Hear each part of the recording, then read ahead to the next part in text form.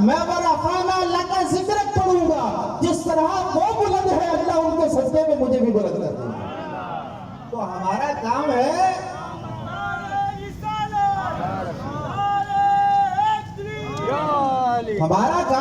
ورفعنا لک ذکرک، اس کو بیان کرتے رہنا، اس سے جڑ جانا، اس کو پکڑ لینا، اس کو تھام لینا۔ بس جس نے اس کو تھاما پھر اس کے بعد کسی اور کو تھامنے کی ضرورت نہیں رہی۔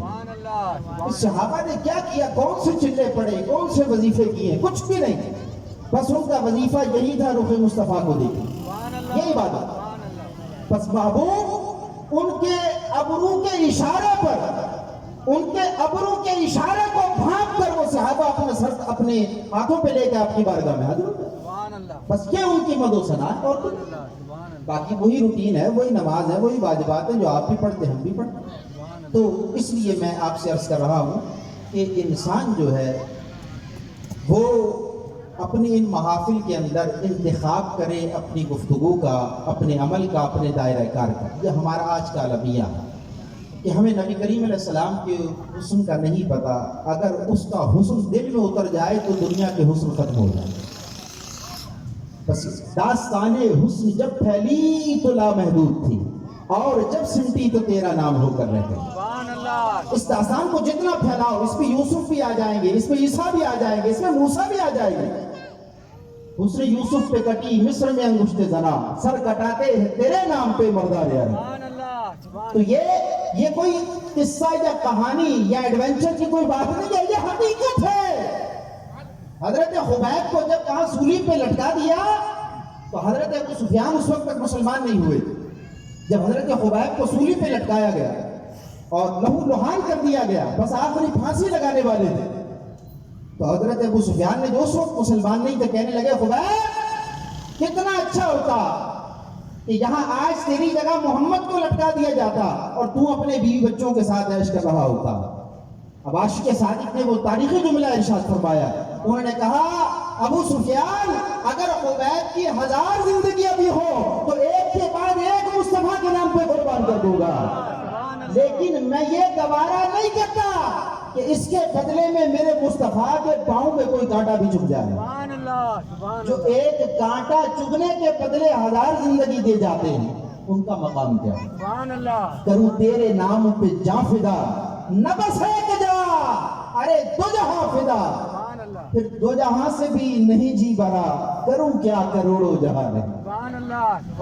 ایسے تو عاشق نہیں کہتے نا، یہ عشق اس مقام پر لے جاتا ہے جہاں پھر آپ کی علم و آگہی پیچھے رہ جاتی ہے، لیکن اس عشق کے مقام پر چڑھنا آپ کو علم و آگہی کی سیڑھی سے ہو، اس کے بغیر نہیں ہو سکتا۔ اب میں اس نقطے پہ لا رہا ہوں، آخر میں پوری گفتگو کرنا چاہتا تھا ماں باپ پر، کیونکہ مجھے پتہ چلا یہاں اس حوالے سے کوئی پروگرام رکھا ہے، اور یہ تو میرا بڑا فیوریٹ ٹاپک ہے، ماں باپ۔ یعنی میں کوشش کرتا ہوں کہ اہل بیت نبوت، اور یہ ان کے تو کوئی مثال ہی نہیں اس بات، اخلاقیات میں سب سے میرا اہم ترین گفتگو کا عنوان ہی ماں باپ ہے۔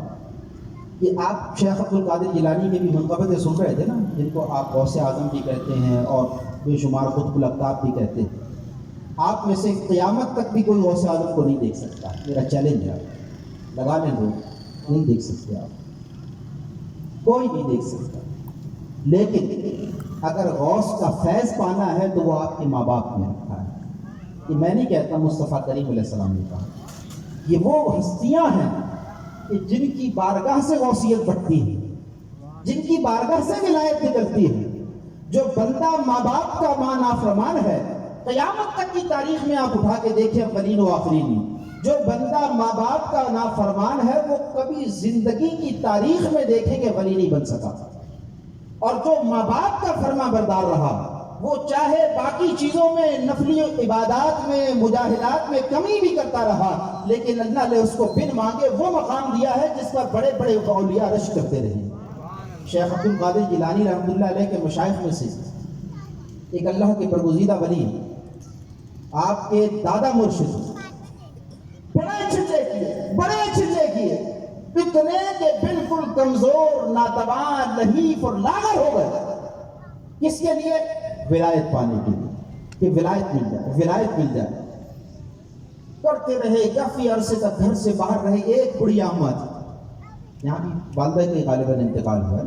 اب اس بات میں آپ کو لے کے چل رہا ہوں، آگے اس کی بات بھی سناؤں. تو اب ادھر ادھر بھٹکتے رہے.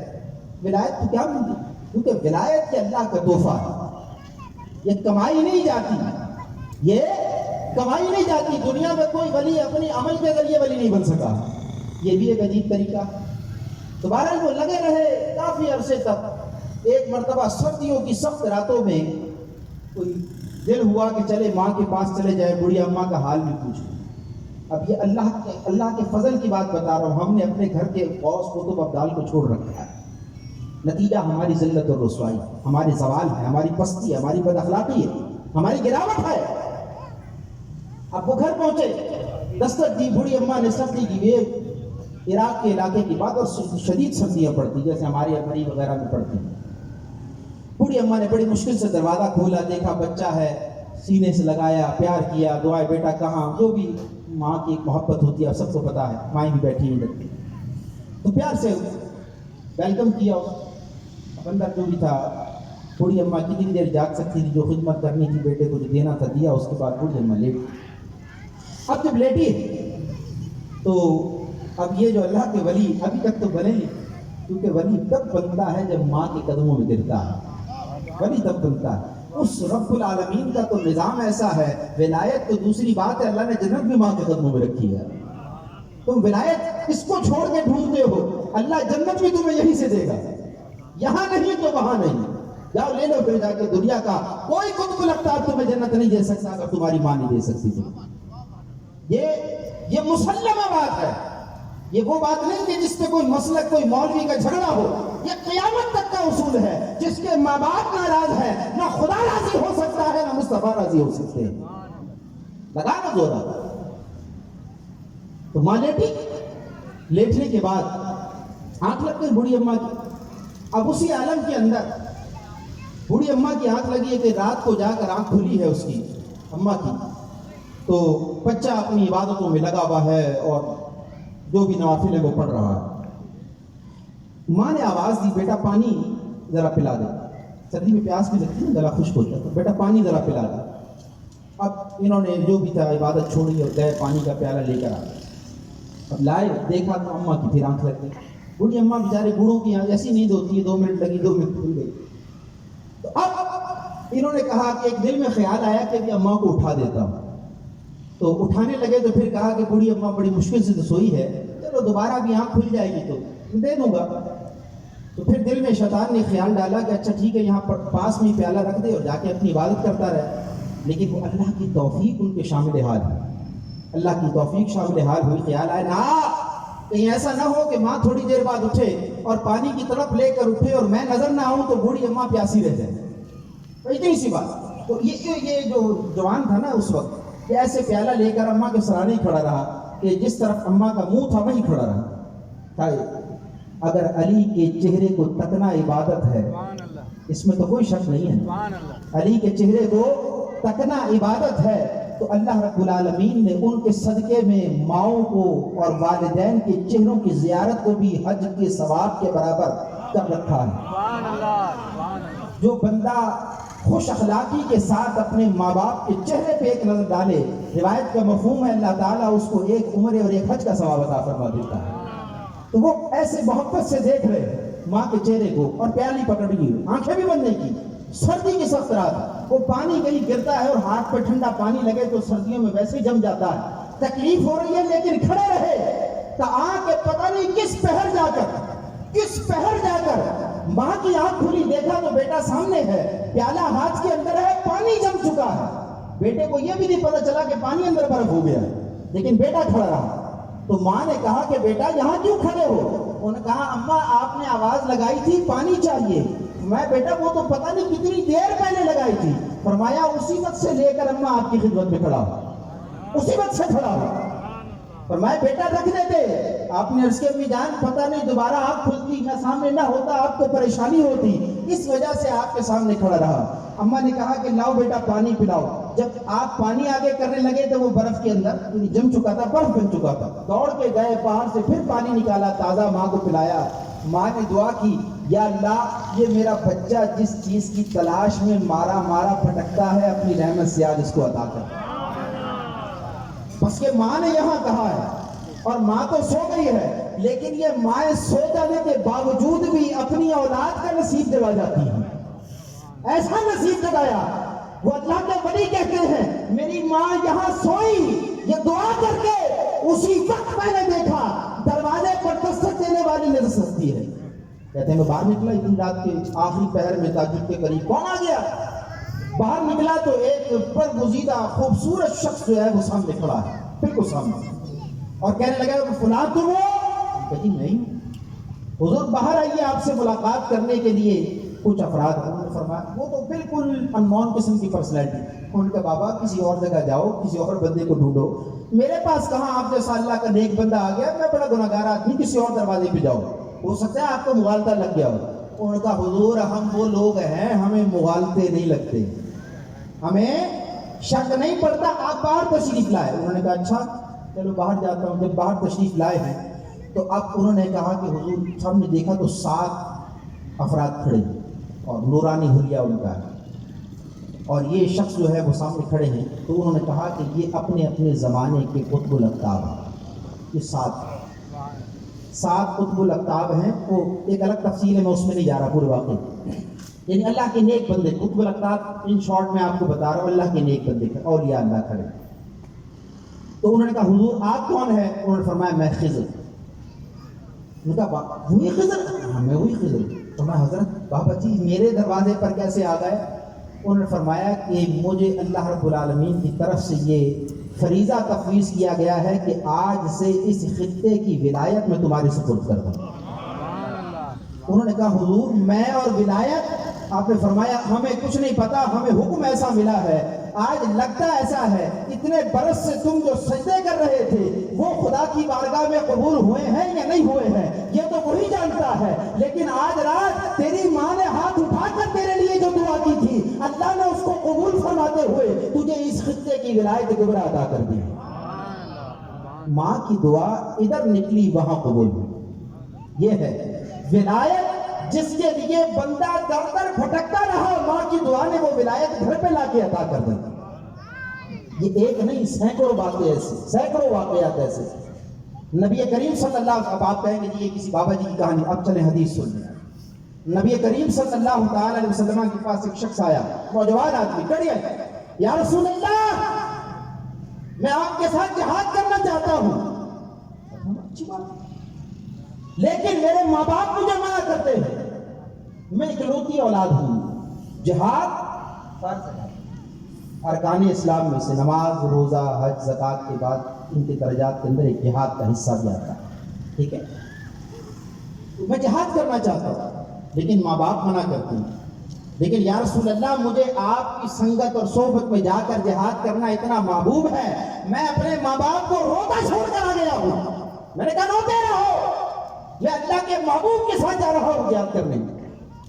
نبی کریم علیہ السلام نے فرمایا جا واپس لوٹ جا جس طرح اپنے ماں باپ کو رلا کر آیا ہے ان کو دوبارہ ہنسا اللہ گھر بیٹھے تجھے جہاد کا ثواب عطا کر دے گا.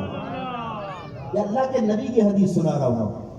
جس طرح غمگین کر کے آیا نا ان کو رلا کر آیا ہے اب ہنسا دے پھر تجھے آنا نہیں پڑے گا یہ بغیر مانگے تجھے دے دیا جائے.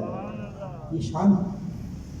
لیکن ہم اپنے گھر کے ولیوں سے اولیاء سے ناواقف ہیں. ماں باپ دنیا میں گناہگار بھی ہوں لیکن آپ کے حق میں ان سے بڑا ولی کوئی نہیں ہے. کتنے بھی گناہگار ہوں آپ سے بڑا ولی کوئی نہیں. آپ مفتی صاحب سے دعا کراتے آپ شیخ الحدیث صاحب سے دعا کراتے آپ پیر صاحب سے دعا کراتے. ہمارے اس معاشرے کا نتیجہ یہ ہے تاریخ میں ہمیں ڈھونڈنے کو نہیں ملتا کہ ہم میں سے کوئی بدبخت شاید جا کر اپنی ماں باپ سے بھی دعا کے لیے کہتا ہو. شاید ایسی بدنصیبی ہمارے معاشرے پر آ گئی. موسیٰ کلیم اللہ علیہ نبینا علیہ السلام جب طور پہ جائیں تو ماں سے کہے ماں دعا کرنا. اللہ کا پیغمبر اللہ سے ہم کلام ہونے جا رہا ہے دعائیں ماں سے کروا رہا ہے اور اس کا بیٹا امتحان میں پاس ہونے کے لیے جاتے ہوتے ماں سے دعا کرنے کو شرما رہا ہوتا ہے، باپ سے دعا کے لیے کہہ رہا ہوتا ہے۔ نبی کی حدیث ہے، اللہ کے نبی نے فرمایا باپ کی دعا بیٹے کے حق میں ایسے ہے جیسے نبی کی دعا امت کے حق میں ہو۔ تو بتاؤ کسی ولی قطب غوث افضال کی دعا کی گارنٹی دو گے؟ کوئی نہیں دے سکتا، کوئی نہیں دے سکتا۔ ولی کا کام ہے وہ دعا کرے، اللہ قبول کرتا ہے یا نہیں کرتا یہ اس کی شان ہے، لیکن جس دعا کی گارنٹی اللہ کا نبی دے کر جائے وہ کہاں رد ہوگی بات؟ اللہ کا نبی کہہ رہا ہے باپ نے بیٹے کے لیے دعا کر دی ایسے جیسے نبی نے امت کے لیے دعا کر دی، لیکن ہم ان دعاؤں سے محروم ہیں، ہم ان ہستیوں کی قدر سے محروم ہیں۔ یہ ہمارے معاشرے کا بگاڑ ہے۔ صحابہ کی زندگیاں دیکھیں، نبی کی چلے ایک اور بات آپ کو سنو، ماں باپ کی بات آ رہی ہے تو اس ہستی کی بات کرتے ہیں جس پر دنیا کے ماں باپ قربان ہیں۔ نبی علیہ السلام کی والدہ حضرت سیدہ آمنہ سلام اللہ علیہا، نبی علیہ السلام مدینہ شریف میں، آپ کی والدہ تو بچپن میں انتقال کی۔ نبی علیہ السلام نے ارشاد فرمایا، ایک روایت میں ہے کہ اگر میں عشاء کی نماز پڑھ رہا ہوں، یہ میں نوجوانوں کے لیے خاص طور پر بات کر رہا ہوں اور سب کے لیے اوورآل، کہ اگر میں عشاء کی نماز میں ہوں، عشاء کی نماز اہم ترین نماز، کیونکہ عام طور پر لوگ سونے کی طرف جا رہے ہیں۔ آج کراچی کے کلچر کی تو بات نہیں کر رہا، یہ تو فجر میں سونے کو جا رہے ہیں، لیکن مجموعی طور پر بات کر رہا ہوں۔ گاؤں دیہات میں انٹیریئر میں عمومی کلچر یہی ہے، عشاء کے وقت سو جاتے ہیں، اسی لیے عشاء عام طور پہ لوگوں کی مس ہو جاتی ہے۔ فجر میں تو لوگ بغداد پہنچے ہوتے ہیں خواب میں، کوئی مدینے گھوم رہا ہوتا ہے، کوئی مکے گھوم رہا ہوتا ہے، مسجد میں کوئی نہیں۔ یہ ہمارا مسئلہ ہے۔ نبی کریم علیہ السلام نے فرمایا اگر میں عشاء کی نماز پڑھ رہا ہوں اور میں اس میں سورہ فاتحہ بھی پڑھ چکوں، یعنی نماز میری سٹارٹ ہو چکی ہے، اور ایسے میں اگر میری ماں مجھے آواز دیتی کہ اے محمد، نبی علیہ السلام فرماتے ہیں میں اپنی نماز توڑ کے اپنی ماں کی خدمت میں چلا جاتا۔ یہ نبی کی نماز ہے، امام الانبیاء کی نماز ہے، تاجدار دو عالم کی نماز ہے، یہ وہ نماز ہے جس پر اولین و آخرین کی نماز قربان ہے۔ وہ فرما رہے ہیں کہ میری ماں اگر عشاء میں فرض کے اندر مجھے آواز دے تو میں اپنی نماز توڑ کر اپنی ماں کی خدمت میں چلا جاؤں۔ آپ اندازہ لگائیں کہ پھر اس کے بعد تو پیچھے رہ کیا جاتا ہے؟ کیا رہ جاتا ہے؟ پیغمبر جب نماز پڑھ رہا ہو یہ سب سے افضل ترین لمحہ ہے جب وہ اللہ کے قریب ہوتا ہے، کیونکہ انسان کے لیے سب سے عظیم ترین لمحہ وہ ہے جب بندہ حالت نماز میں ہوتا ہے، اللہ سے ہم کلام ہوتا ہے۔ جب یہ عاموں کے لیے ہے تو خاصوں کی بات کیا ہوگی، اور خاصوں کا یہ عالم ہے تو امام الانبیاء والمرسلین کی نماز کا عالم کیا ہوگا۔ لیکن وہ فرما رہے ہیں کہ اگر مجھے یہ موقع ملتا کہ میری ماں مجھے آواز لگاتی، میں نماز توڑ کر اپنی ماں کی خدمت میں حاضر ہو جاتا۔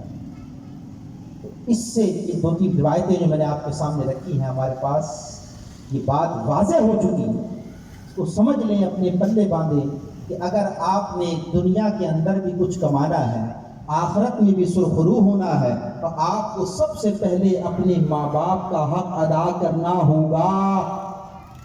آپ کو اپنے ماں باپ کا حق ادا کرنا ہوگا۔ اگر آپ نے ماں باپ کا حق ادا نہیں کیا تو یہ یقین جانیں نہ شیخ عبد القادر جیلانی آپ کی شفاعت کرنے کے لیے آئیں گے، نہ حسن حسین آپ کی شفاعت کرنے کے لیے۔